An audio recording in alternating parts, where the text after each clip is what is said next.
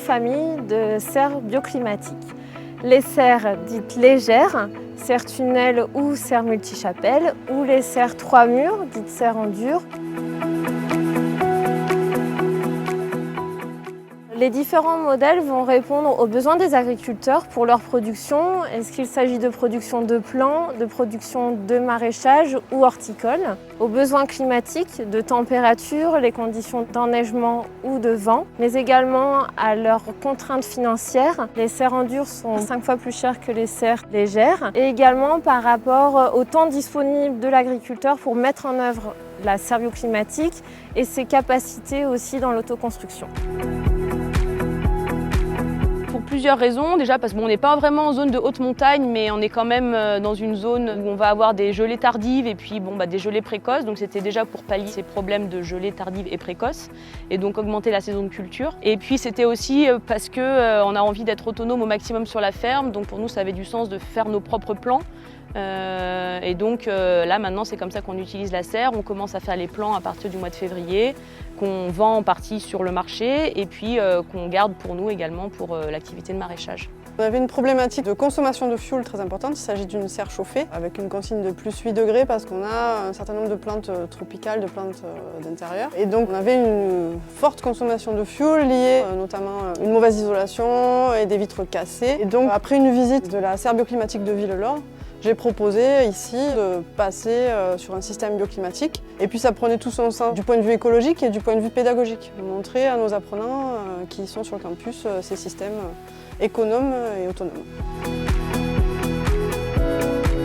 Déjà la première chose, il faut avoir au moins un minimum d'espace pour pouvoir d'une part positionner la serre, qu'elle soit orientée du bon côté, donc côté sud. Il faut aussi qu'elle puisse être exempte de masque solaire, puisque s'il n'y a pas de soleil ou s'il y a des ombres portées sur la serre, elle fonctionnera beaucoup moins bien. Ensuite, si on part des serres en dur, la première chose à faire, c'est de terrasser pour avoir un niveau plat.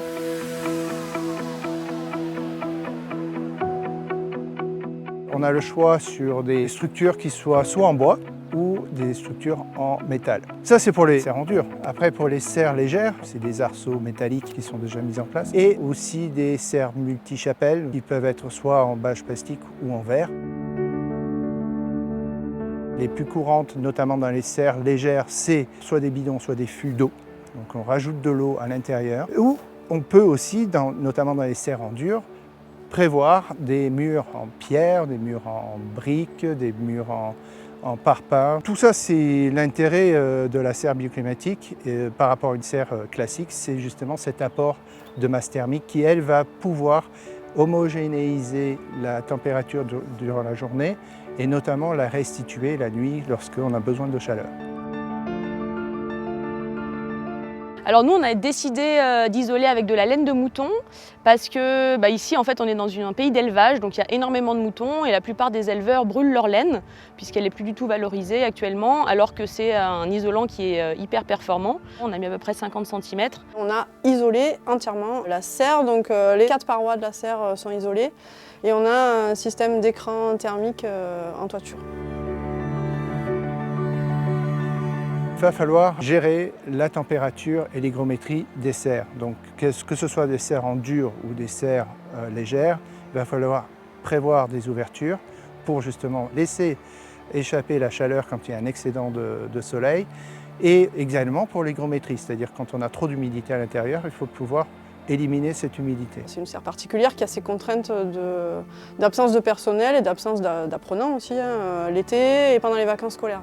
Donc pour ces raisons-là, on a un ordinateur climatique qui gère l'ouverture et la fermeture à la fois des ouvrants d'aération et de l'écran thermique et qui se charge en hiver d'ouvrir au lever du soleil les écrans pour capter un maximum d'énergie solaire. Et puis il gère l'aération en fonction de la température intérieure. Les ouvrants s'ouvrent tout seuls grâce à l'ordinateur climatique. Et de la même façon, l'irrigation aussi est pilotée par ordinateur.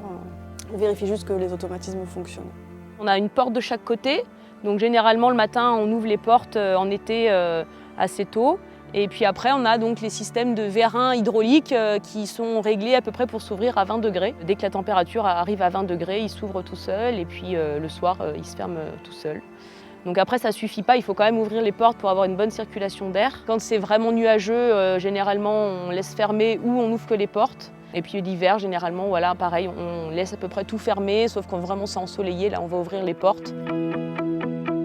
L'avantage, c'est qu'on n'a pas de gelée. La production de plants, on n'a pas besoin de chauffer.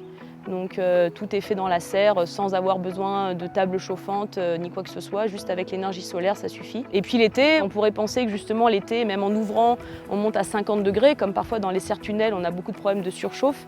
Mais en fait, voilà, là le design est conçu pour qu'en été, quand le soleil va vraiment être au zénith, eh bien du coup il ne va pas taper contre le polycarbonate, mais il va être sur la tôle ondulée qui est opaque, et donc il ne va pas taper sur le mur, donc on n'a pas du tout de problème de surchauffe. Et donc on a aussi moins de variations jour-nuit par rapport à une serre tunnel. Par exemple, la nuit, on va arriver à 7 degrés et la journée 15 par exemple en hiver. Et puis quand c'est l'été, ça descendra pas au-dessous de 15 et puis ça montera pas au-dessus de 35. Donc c'est vrai qu'on a moins d'amplitude thermique, ce qui est quand même mieux pour les plantes. Donc c'est vraiment une bonne performance pour ça.